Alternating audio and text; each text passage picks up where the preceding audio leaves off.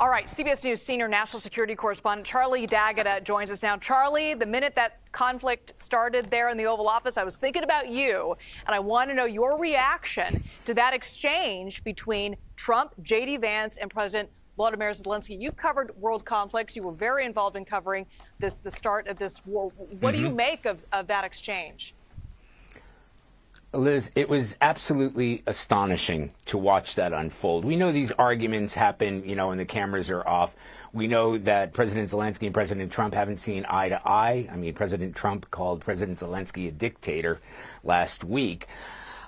I've interviewed President Zelenskyy not long ago. I went to the front lines with President Zelenskyy. As Nancy pointed out, English is not his first language, and he sometimes struggles, but he had to take issue with the argument that J.D. Vance was pushing toward him, that he wasn't grateful, wasn't thankful enough. And then when President Trump weighed in as well, he accused President Zelenskyy of having hatred for President Putin. Of course he has hatred for President Putin. He has expressed that hatred. Russia invaded Ukraine. I was there when Russia invaded Ukraine. I was there in 2014, 2015 when Russian-backed separatists took over parts of eastern Ukraine. And then, as President Zelenskyy pointed out, that there was a sort of diplomatic resolution to that, and yet the fighting continued. And on that note, by the way, President Putin has said that there were provocations, that Ukraine was fighting Russia.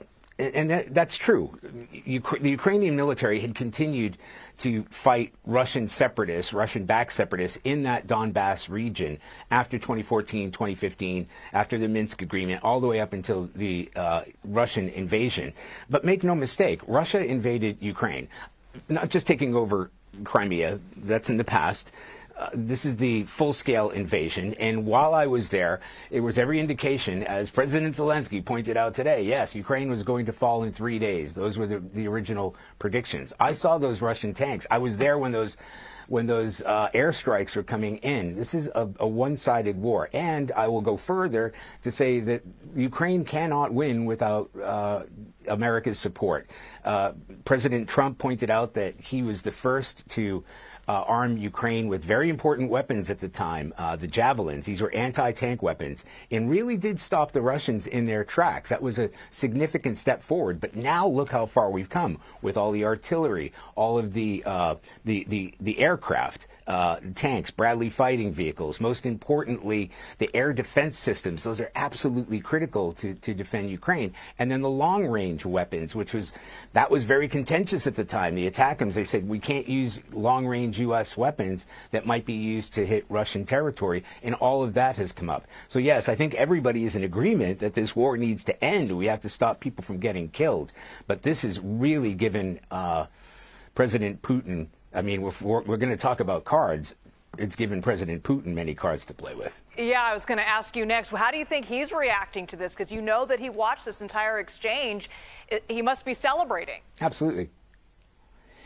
He will be. In Moscow will be celebrating, too, because when I was watching that fight take place in the Oval Office, all that was going through my mind is neither one of these sides is going to win, but President Putin will win. He will have looked at this with glee. They'll be celebrating today because of he has tried to draw a division between the United States, the Trump administration, and President Zelenskyy.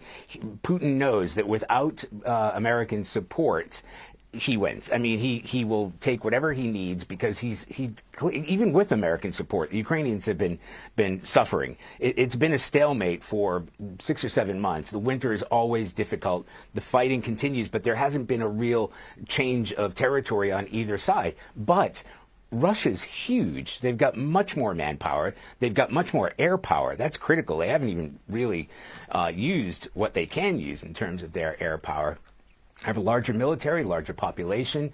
So, Putin's in it for the long run. If it was ever a war of attrition, President Putin and Russia were going to win.